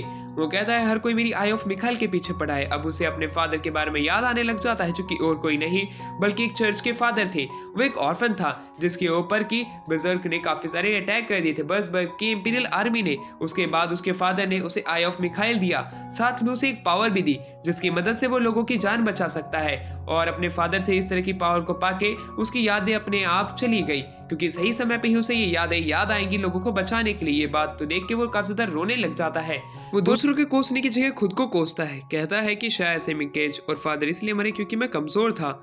उसके पास में फर आ जाता है। फर को हगारो ने ही ये न्यूज दी थी, इसलिए फर वहां पे पहुंच जाता है। टेटो जो था वो उसे शुक्रिया अदा करता है अभी तक उसने जो कुछ भी किया, पर वो गुस्से से अपना हाथ आगे करते हुए उसके ऊपर कूद जाता है, ये कहते हुए क्या तुम्हें भी मिखाइल ऑफ आई चाहिए जैसे कि वो इंपीरियल आर्मी के कुत्तों को चाहिए। इस तरह की चीज उसके मुंह से तो सुन के हमारा फर जो था गुस्से से उसे डाउन कर देता है और कहता है तुम्हें क्या लगता है कि मैं तुम्हारी आई ऑफ मिखाइल के पीछे पड़ा हूँ? मैं लोगों को मारने का नहीं बचाने का काम करता हूँ। जिस तरीके से तुम हमारे बारे में सोच रहे हो तुम गलत हो। ये बात सुन के टेटो भी हैरान था। टेटो पहली बार फर को इतने गुस्से में देख रहा था। फर बताता है कि वो उसके फादर को जानता है, उसके पास में जो उसकी पावर है वो आई ऑफ होप की है। इस तरह की बात को सुनकर टेटो जानना चाहता था कि आखिरकार वो उसके फादर को कैसे जानना चाहता है, पर वहाँ पे हमारा जो फर है वो उसे चीज बताने से मना कर देता है। वो कहता है कि जब आगे टाइम आएगा तब तुम जान जाओगे। यहाँ से अब हमारा सीन शिफ्ट होता है जहाँ पे कि 3 बिशप बैठे थे, जहाँ पे कि हमारा लैब्राडोर कहता है कि आने वाले जितने बिशप टेस्ट होने वाले उसमें कोई ना कोई एक जरूर इविल पर्सन निकलेगा, सिर्फ हमें इंतजार करना है कि आखिरकार वो है कौन। पर चाहे वो कोई भी क्यों ना हो, हमारे चर्च के सामने वो कुछ भी नहीं कर पाएगा। ये सारी बातें फर कर रहा होता है। फर कहता है जैसे ही वो आएंगे मैं उन्हें खत्म कर दूंगा। उसके बाद सुन के वो सभी लोग खुश तो थे। वहीं दूसरी तरफ जब हमारा सीन यहाँ से शिफ्ट होता है तब हमें दिखाया जाता है टेटो को जो कि एक सीट पे बैठा हुआ था। वो फादर को याद कर रहा था, पर तभी कैस्ट्रो वहाँ पे आता है। वो उसे ट्रेनिंग देने के लिए आया था। वो उसे ट्रेनिंग देने लग जाता है। वो सबसे पहले थ्योरी बताने लग जाता है कि कैसे हमें वेपन का अच्छे से इस्तेमाल करना चाहिए। वो उसके ज़ेफिर के बारे में पूछता है जो कि एक अटैक मोड का था, यानी कि सिर्फ वो एक्सप्लोजिव ही ज़ेफिर का इस्तेमाल कर सकता था। वहीं कैस्ट्रो से कहते हैं तुम्हें इसे बदलना पड़ेगा। वो वहाँ पे काफ़ी सारी फर की डॉल ले आता है, उसी के ही चेहरे जैसी दिखने वाली। वो वहाँ पे फिर ज़ेफिर का एक निशान बनाता है जो कि सीधी लाइन में था। वो उसे कहता है वो उसमें चल सकता है, वो उसमें उड़ सकता है, पर उसके अलावा वो कहीं और पे नहीं जा सकता है। उसे ऐसा ही करना है और इन लोगों से उसके अटैक से बचना है। वो अपनी ट्रेनिंग शुरू कर देता है, जहाँ पे ट्रेनिंग में शुरुआत में उसे काफी सारी दिक्कतें तो आ रही थी, पर एट दी एंड वो उनमें अच्छा होते जा रहा था। रोजाना वो रात में आता थका हारा। वहीं दूसरी तरफ हमारा हकारू उसके पेट का रोजाना ध्यान रखता। वहीं वो उसके शरीर पे एक सील देखता है जो कि वॉरियर स्लेव की होती है। ऐसे वो समझ जाता है क्योंकि जो इसका ज़ेफिर है वो एक्सप्लोसिव क्यों है, क्योंकि इसने बस शुरुआत से फाइट ही की थी। ये बातें वो उसे शेयर करता है। टेटो भी समझ जाता है कि आखिरकार उसे इतनी दिक्कतें क्यों आ रही है वेपन को यूज करने में। वो हमेशा लोगों को मारने की या मरने की ही सोचता रहता है। वहीं दूसरी तरफ हमें बताया जाता है हकारू आखिर में क्यों एक बिशप बनना चाहता है, क्योंकि उसकी मदर के ऊपर कोर का कब्जा था। वो अपने फादर को बिशप के पास जाने के लिए कहता तो है, पर उसके फादर नहीं मानते हैं। पर तभी वहाँ पे एकदम से फर आ जाता है जो कि उसकी मदर को बचा के वहाँ से गायब हो जाता है। इसलिए वो भी लोगों की मदद करना चाहता है, इसलिए वो यहाँ पे बिशप बनने के लिए है, एक मार्शल आर्ट फैमिली से होते हुए भी। ये बात जान के खुद हमारे टेटो भी हैरान हो जाता है। वो दोनों एक दूसरे से वादा करते हैं कि वो दोनों एक दूसरे का साथ देंगे इस कठिनाई की जिंदगी में। वहीं दूसरी तरफ हमें टेटो को दिखाया जाता है जिसकी प्रैक्टिस शुरू हो जाती है। वो धीरे धीरे करके जीतने लग जाता है, पर जब एक दिन वो अपने वेपन से अपनी पावर को चैनलाइज कर रहा था, उसी दौरान हमें दिखाया जाता है कि कैसे वो एक पावरफुल योद्धा पहले से ज्यादा बन चुका है। इस तरह की ताकत उसके लिए भी काफी तरह हैरान कर देने वाली थी। पहले तो वो कमजोर था, पर अब वो धीरे धीरे करके ताकतवर बन रहा है, यानी कि अब वो अपने आसपास के लोगों को बचा सकता है। वहीं कैस्ट्रो भी उसकी तारीफ करता है। हाकुरो भी उसे ट्रेनिंग करते हुए देख रहा होता है, पर उनका ध्यान तो जब हटता है जब हमें दिखाया जाता है हाकुरो जो होता है टेटो के साथ में वहां से गायब हो जाता है। उनके ऊपर एक कोर ने अटैक कर दिया होता है। वो कोर इतनी ज्यादा पावरफुल थी कि वो उनके सामने रुक भी नहीं पा रहे थे, पर हाकुरो ने वहाँ पे टोटा की जिंदगी बचा ली होती है। टेटो को गिरता हुआ देख के बीच में हमें दिखाया जाता है कि कैसे वहाँ पे हमारी एंट्री हो जाती है फर की। फर ने दोनों को बचा लिया होता है। वो कहते हैं बच्चों तुम्हें इस तरह रात में नहीं घूमना चाहिए। ये कह के वो अपने साइड का इस्तेमाल करता है और उस कोर को मार देता है। जैसे ही कोर वहाँ पे मरती है, हमें वहाँ पे दिखाया जाते हैं कुछ मिनियंस को जो कि इंपीरियल आर्मी की तरफ से आए थे इनके ऊपर हमला करने के लिए। वहीं टेटो जो था इस तरह की पावर देख के हैरान था। वो कहता है कि आखिरकार हम पे हमला किसने किया था, जिसके ऊपर फर बताता है ये कोर थी जो कि अब एक लाइफलेस बॉडी में कन्वर्ट हो चुकी है। ये देख के खुद भी वो हैरान थे। वहीं दूसरी तरफ वो इंपीरियल आर्मी के मिनियंस के ऊपर अटैक करता है, पर वो वहाँ से भाग चुके थे। दूसरी तरफ हमें काफी सारे बिशॉप्स को दिखाया जाता है जो कि मीटिंग चल रही थी। उसी मीटिंग के दौरान वो बात कर रहे थे आखिरकार इतनी सारी कोर हमारे चर्च में कैसे दिखाई दे रही है। वहीं कैस्ट्रो ने नहीं बता सकता था ये आई ऑफ खेल की वजह से, इसलिए वो दोनों चुप रहते हैं। कुछ भी बिना बताए ही अपना काम करते रहना उनके लिए काफी ज्यादा अच्छा रहेगा। टेटो की आंखें खुलती है, उसके सामने हाकुरो होता है। वो दोनों ट्रेनिंग पे चलने के लिए कहते हैं क्योंकि काफी ज्यादा समय बीत चुका है। उसकी ये बात सुन के वो भी कहता है हाँ हमें ऐसा ही करना चाहिए। जब वो दोनों वहां से निकलते हैं, वो उसी कोर के बारे में पहले बात करने लग जाते हैं कि आखिरकार वो उन कोर ने उनके ऊपर अटैक क्यों किया, और अगर उसने अटैक किया भी तो सबसे पहले हाकुरो ने उसकी जान बचाने के लिए अपनी जान क्यों मुसीबत में डाली। जिसपे हाकुरो कहता है कि वो बिशॉप इसलिए ही तो बना है कि वो लोगों की जान बचा सके। उसी दौरान फर भी वहाँ पे आ जाता है। फर उनसे बात करते हुए कहने लग जाता है तुम्हें संभल के रहना चाहिए। वो जो कोर है उसने एक बॉडी ह्यूमन की ले ली थी सोल के साथ में, इसी वजह से वो तुम पे अटैक कर रहा था। और इसी बात में हाकुरो को भी पता चल जाता है कि और किसी की वजह से नहीं टोटा के ऊपर अटैक करने के लिए वो कोर आई थी। वो वैसे ही बीच में पिस गया था, पर तब भी वो उसकी मदद करना चाहता था। ये बात सुनकर टोटा भी उससे वादा करता है कि जब वो ताकतवर बनेगा वो उसका साथ देगा। कुछ नन आती है और टोटा से बात करने की कोशिश करती है, पर टोटा जो था वो कहता है कि मैं वापस से हार्ड वर्क करूंगा और ताकतवर बनूंगा। ये कह के वो लाइब्रेरी की तरफ निकल जाता है कुछ बुक्स पढ़ने के लिए। पर जब वो कुछ बुक्स को ढूंढ रहा था, वहाँ पे एक बिशप उसी की ही तरफ बढ़ रहा था। जैसे ही वो बिशप वहाँ पे आगे जा रहा था, कैस्ट्रो से रोक लेता है। वो बिशप जो था एक एम्बलम बाहर निकालता है और टोटा को दे देता है और कहता है तुम्हें नहीं पता है पर बिशप तुमसे काफी ज्यादा गुस्सा है, तुम्हें चर्च प्रोटेक्ट नहीं करना चाहता है। और गुस्से में वो आगे बढ़ने लग जाता है। कैस्ट्रो ये देख के अपनी थ्रेड से उसे पकड़ लेता है और उसे खत्म उसी जगह पे कर देता है। इस तरह की चीज होता हुआ देख के टोटा के मन में एक और सवाल उठ जाता है, क्या सच में चर्च उसे प्रोटेक्ट करना चाहता भी है या सिर्फ एक फेस कार्ड है जो कि वो उसे दिखा रहे हैं। इसलिए वो वहां से चला जाता है। फर भी उसे नहीं रोक सकता था क्योंकि वो अब उसके जितने भी डिसीजंस है उसके ऊपर तो अपना दबाव नहीं बना सकता था। इस बार वो खुद ही छानेगा कि चर्च उसकी मदद करना चाहता है या नहीं चाहता है, इसलिए वो उसे वहां से जाने देता है। वहीं दूसरी तरफ हमारा सीन यहाँ से शिफ्ट होता है जहाँ पे अब हमें दिखाया जाता है कैसे टोटा जो है वो बाहर आ चुका होता है। वो सोच में पड़ चुका था कि आखिरकार हमारा चर्च करना क्या चाहता है। वहीं फर भी कहता है कैस्ट्रो को कि मैं उसके डिसीजन पे अपना प्रभाव नहीं डालना चाहता हूँ, इसलिए वो वहाँ से चला जाता है। कैस्ट्रो से मनाने की कोशिश करता है कि जैसे कि तुम्हें पता है उसने शुरुआत से ही अपनों को खोया है, इसलिए उसे थोड़ा डर है कहीं कोई उसका इस्तेमाल तो नहीं कर रहा है। वहीं दूसरी तरफ हकारू जो था वो अपने टोटा के पास आता और कहता है अगर तुम्हारा कोई साथ दे या ना दे वो जरूर देगा। उसकी ये बात सुन के वो काफी ज्यादा इमोशनल हो जाता है। अब हमारा सीन शिफ्ट होता है जहाँ पे कि हमें काफी सारे बिशॉप्स को दिखाया जाता है जो कि आर्क बिशॉप को ये सारी न्यूज़ बता देते हैं कि लाइब्रेरी में क्या हुआ और कैसे हमारे मेन बिशॉप के बारे में वो लोग बात कर रहे थे जिसका नाम फर्स था। ये बात तो सुन के हमारे बिशॉप कहते हैं कि अगर तुमने उसे खत्म कर दिया है तो अच्छी बात है, ये घोस्ट है उन घोस्ट की बातें किसी और को ज्यादा पता नहीं चलनी चाहिए। जिसके ऊपर लैब्राडोर कहता है ऐसा ही होगा, पर क्या प्रोफेसी हकीकत में बदल जाएगी या नहीं बदलेगी। यहाँ पे ये प्रोफेसी की बात कर रहे होते हैं जिसके बारे में हमें अच्छे से नहीं बताया जाता है। और फिर हमारा सीन यहाँ से वापस से शिफ्ट होता है जहाँ पे कि अब हमें दिखाया जाता है कि लैब्राडोर जो होता है वो हमारे टोटा के ऊपर जितने भी सील्स है उसके बारे में बात करने लग जाता है। अगर वो सील उसके शरीर से हट गई तो वो अपनी फुल पावर को अनलॉक कर लेगा, जो कि शायद से एक मुसीबत का सबूत बन सकता है। वहीं फर्क जब बच्चों के साथ खेल रहा था उसे एक बुरी एनर्जी का एहसास होता है। उस बुरी एनर्जी का एहसास उसे हर जगह से आ रहा था, इसलिए वो उसके मेन सोर्स का पता करने की कोशिश करता है। धीरे धीरे करके कुछ टाइम बीत जाता है और कुछ मिनट बाद उसे पता चल जाता है कि ये बुरे एनर्जी का सोर्स कहाँ पे है। वो एक कमरा खोलता है जो कि अंधेरे से भरा रहा था, जहाँ पे कि हमें एक मिनियन को दिखाया जाता है जो कि इंपीरियल आर्मी का ही था। वो एक लाइफलेस बॉडी को उसकी तरफ फेंक देता है और इसी प्रकार काफ़ी सारी और भी लाइफलेस बॉडी को हमें दिखाया जाता है जो कि कोर के कंट्रोल में थी। वो वहाँ पे आ जाती हैं, वो सारी की सारी फर के ऊपर अटैक करने लग जाती है। फर गुस्से में आके उन सभी को एक एक करके मारने लग जाता है, अपने साइज से 2 हिस्से काट देता है। अब वो कहने लग जाता है अब तुम मरने वाले हो। ये कहने के बाद में वो उस पिंक हेयर लड़की को मारने वाला था पर वो गायब हो जाती है। तभी वहाँ पे उस कमरे का गेट खुलता है और हमें दिखाया जाता है कि कैसे फर ने एक आम इंसान को मार दिया है। उसके हाथ में एक चाकू था जो कि एक वॉरफेयर का निशान था। ये देखने के बाद जितने भी सैनिक थे उसे बंदी बना लेते हैं। वहीं पे जो बिशप सेबेस्टियन थे वो उसे बचाने के लिए जाते तो हैं पर गार्ड्स उसे मना कर देते हैं बचाने के लिए, क्योंकि इसने यहाँ पे क्रिमिनल्स को मारने की कोशिश की है जो कि इनके चर्च में सहारा लेने के लिए आए थे, इसलिए उसे बंदी बनाया गया है। लैब्राडोर को जब ये बात पता चलती है ये काफी ज्यादा उदास हो जाता है कि आखिरकार ये क्या कर रहे हैं हमारे चर्च के अंदर। वहीं उसे जब ये बात पता चलती है कि उसने एक नॉर्मल ह्यूमन को मार दिया था कोर समझ के, इसलिए उसे सजा दी गई है। जब ये बात टोटा को भी पता चलती है वो काफी ज्यादा दुखी हो जाता है और अब उसे पता चल चुका था कि आखिरकार चर्च उसका साथ दे रहा है। पर तभी लैब्राडोर उसे एक जगह पे लेके जाता है जैसे कि आई ऑफ रियलिटी कहा जाता है। वो जैसे ही वहाँ पे छोड़ते हैं और कहते हैं अगर तुम्हें सच जाना है तो तुम यहीं पे खड़े रहो। जैसे ही वो वहाँ पे खड़ा होता है उसके सामने एक फिगर इमेज बन के आ जाती है जो कि चर्च के फादर की थी, जिसका कि नाम और कुछ नहीं बल्कि फर्ज ही था। फर्ज नाम सुन के वो काफी ज्यादा हैरान हो जाता है कि आखिरकार ये नाम इनका कैसे है। कुछ समय पहले जो बिशप आया था उसने भी यही नाम लिया था, ये क्या चल रहा है। तब उसे कुछ मेमोरीज वापस से अनलॉक हो जाती है जिसमें कि उसके चाहने वालों का उसे नाम पता चल जाता है।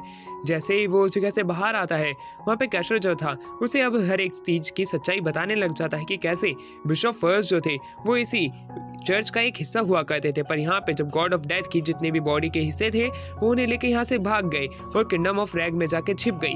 इस बात से इंपीरियल आर्मी ऑफ बिजरबर्ग को जो काफी ज्यादा गुस्सा आया, इसी वजह से उन्होंने रैग के किंगडम के ऊपर अटैक कर दिया, ये जानते हुए कि शायद से वो आने वाले टाइम में बगावत कर सकते हैं बाकी लोगों के साथ मिलके। इसी वजह से तुम्हारे किंगडम के ऊपर हमला हुआ था और उसने उसे मारा था। पर ऐसा भी हो सकता है कि कहानियों को मैनिपुलेट किया गया हो रैग के किंगडम को हराने के लिए, क्योंकि इसी की ही मदद से वो मिखाइल ऑफ आई को अपने हाथों में कब्जा सकते हैं और एक अनलिमिटेड पावर ऑफ सोर्स को अपने हाथ में ला सकते हैं। आखिर में सच किसी को भी नहीं पता चला है। जितने भी ताकतवर लोग हैं वो हिस्ट्री को मैनिपुलेट करने की कोशिश करते हैं। अगर तुम्हें सच का पता लगाना है तो अब तुम्हें भी ताकतवर बनना पड़ेगा, तभी तुम ये सारी चीजें जान पाओगे। और रैग किंगडम का ये हाल किसने किया, जिसपे टोटा कहता है मैं जरूर अपनी पूरी कोशिश करूंगा सच को सामने लाने की। और फर यानी कि जो कि अब उसका मास्टर है, एक तरीके से वो उसको भी इंसाफ दिलाने की अपनी पूरी कोशिश करेगा, चाहे उसके अंदर उसकी जान ही क्यों ना चली जाए। पर टोटो को क्या पता था उसके पीछे बुरी किस्मत हाथ धोके पड़ी है। जैसे ही वो वहाँ पे उस जगह पे बात कर रहे थे उसकी किस्मत का सबसे बुरी अनाउंसमेंट होती है, जहाँ पे कि हमें लैब्राडोर को दिखाया जाता है। उसकी जितनी भी वाइन्स थी वो वहाँ पे आके उसे बताती है कि फर को सब्जुकेट करने की न्यूज आ चुकी है, यानी कि उसे मार दिया जाएगा कुछ ही समय में। ये बात सुन के वो सभी लोग हैरान थे, वो जानना चाहते थे कि आखिरकार फर को इस तरह की खतरनाक सजा क्यों मिल रही है। उसने इतना बड़ा कोई गुनाह भी नहीं किया, एक ही तो आदमी को मारा है, उसके लिए मौत की सजा ये तो नामुमकिन है। अब हमें बिशप सेबेस्टियन को दिखाया जाता है जो कि सबसे बड़े बिशप से मिलने के लिए जाते हैं। वो उसे कहते हैं कि आखिरकार आपने उसे इस तरह की सजा क्यों दी है। चीफ बिशप भी नहीं चाहते थे कि वो फर को इस तरह की सजा दें, पर कुछ सर्कमस्टेंसेस ऐसे ही बन चुके हैं कि उसे शायद से यही सजा देनी पड़ेगी, क्योंकि उसने जिस वेपन से उस नॉर्मल आदमी को मारने की कोशिश की थी उसे वॉरफेयर में ही यूज किया जा सकता था। वो उसने एक नॉर्मल इंसान को मारा जो कि बिना कोर के था, यानी कि वो कोई शैतान नहीं था, ना किसी शैतानी ताकत के काबू में था, इसलिए उसे ऐसी ही सजा दी जा रही है। ये मेरे अकेले का फैसला नहीं है, ये पूरे काउंसिल का फैसला है जिसे कि हमें पूरा करना पड़ेगा। और उसने जो वेपन का इस्तेमाल किया है उसकी वजह से चर्च के ऊपर जो डोमेन बना हुआ था जिससे कि हमारा चर्च सुरक्षित रहने की अपनी पूरी कोशिश करता था, वो डोमेन भी टूट चुका है। अब दूसरी तरफ हमें दिखाया जाता है टोटा को, जो कि नदी के पास में था जहाँ से कि एक नॉर्मल नदी बहा करती थी। वो सोचने लग जाता है फर के बारे में कि फर को क्यों मारा जा रहा है, पर तभी वहाँ पे मरमेड आती है जो कि उसे एक रास्ता दिखाती है जहाँ से कि वो बड़े ही आसानी से फर तक पहुँच सकता है। वो उसका पीछा करता है, वो मरमेड उसे धीरे धीरे करके एक नॉर्मल रिवर से ले जाते हुए एक खाई के अंदर ले जाती है जहाँ पे कि पानी भरा हुआ था। वो अपने सामने देखता है और वहाँ पे वो सांस नहीं ले पा रहा होता, इसी वजह से मरमेड उसे कुछ खिलाती है जिससे कि वो वहाँ पे सांस ले पा रहा था कुछ समय के लिए। वो धीरे धीरे करके अपनी डेस्टिनेशन पे पहुँच जाते हैं जहाँ पे कि अब हमें एक जगह को दिखाया जाता है जिसे कि तोड़ने की अपनी पूरी कोशिश कर रहा होता है टोयोटा, पर वो अपने जितने भी वार का अटैक कर ले, वो उस जगह को नहीं तोड़ पा रहा था। पर तभी उसे एहसास होता है कि वहाँ पे फर की प्रेजेंस है। फर जैसे ही वहाँ पे आता है वो उससे कहने लग जाता है कि तुम इस तरह की कोशिश मत करो। अगर मैं यहाँ से आज़ाद होना चाहता हूँ तब मैं यहाँ से आज़ाद होकर बड़ी ही आसानी से निकल सकता हूँ, पर अगर मैं यहाँ से आज़ाद होकर निकल गया तब यहाँ चर्च के लोग मुझे एक ट्रेटर समझेंगे और मुझे वाकई में यहाँ पे गद्दार मान लिया जाएगा, और जिससे कि मैं अपनी ज़िंदगी नहीं बचा सकता हूँ। पर दूसरी तरफ टोटा रोने लग जाता है। वो उसे अपने एक बड़े भाई की तरह मानता था, जिसे कि उसी की ही आंखों के सामने मारा जाएगा। ये देख के वो काफी ज्यादा उदास हो जाता है। वो उसे यहाँ पे बचाने के लिए ही आया था और अब उसे यहाँ से बिना बचाए तो जा नहीं सकता है। पर दूसरी तरफ फर जो था वो उसे अपनी मोटिवेशनल लाइन चिपकाने लग जाता है, ये कहते हुए कि तुम जानते हो मैं कितना पावरफुल हूँ, ये लोग मेरा कुछ नहीं बिगाड़ पाएंगे, तुम वैसे ही मेरी फिक्र कर रहे हो। वो उसे उसी बुक के एक पेज के बारे में बताता है जिसके अंदर हमें ताकतवर की फिक्र नहीं करनी चाहिए जो कि सच्चाई की राह पे चल रहा है। उसकी इस तरह की बात को सुन के जो टोटा था वो काफी ज्यादा उदास हो जाता है, ये कहते हुए कि फर तुम वाकई में क्या तुम मुझे छोड़ के जा रहे हो, पर ये हमारी लास्ट मुलाकात नहीं है, इसके बाद हम एक और बार मिलेंगे। ये कहने के बाद में फर जो था टोटा को वहाँ से भेज देता है, क्योंकि वो पानी में ज्यादा समय तक और सांस नहीं ले सकता था। अगर वो ज्यादा समय तक रहा तो शायद से वो अपनी सांस फूलने के ही कारण मारा जा सकता है। अब फर ये कहने के बाद में एक सिग्मा ऑरा निकालता है अपने शरीर से बाहर और एक स्माइल पास करता है। उसकी स्माइल देखते हुए टोटा को काफी ज्यादा उदास फील होने लग जाता है, पर वहां से उसे मरमेड सही समय पे ले जाने लग जाती है, क्योंकि उसकी पानी के अंदर सांस फूल रही थी। पर जाते जाते उसे एक चीज याद आने लग जाती है कि कैसे हमारा मिकेज के साथ एक प्यारा इंसिडेंट दिखाया जाता है, जहाँ पे कि मिकेज से टोटा ने पूछा था कि एक स्माइल कैसे करते हैं, जिसपे मिकेज ने बताया था कि अपने शरीर की सारी मसल्स को ढीला छोड़ दो और लंबे हो जाओ, उसी के बाद तुम स्माइल कर पाओ, क्योंकि छोटे लोग स्माइल नहीं कर सकते हैं। जिसके बाद टोटा की फोर्स स्माइल देख के तो उसे काफी ज्यादा हंसी आ जाती है। जिसके बाद हमारा सीन शिफ्ट होता है, जहाँ पे कि अब टोटा थोड़ा नॉर्मल हो चुका था। जैसे ही वो पानी के बाहर आता है, हाकुर उसे एक टॉवल देता है अपना शरीर पोंछने के लिए, और वो कहता है कि आखिरकार तुम्हारी हिम्मत कैसे हुई अकेले ही फर को बचाने जाने के लिए की, हमने दोनों ने वादे किया था कि एक दूसरे का साथ देंगे, तुम अपना वादा क्यों तोड़ रहे हो। इसी के साथ ये वाला पार्ट यहीं पे एंड होता है।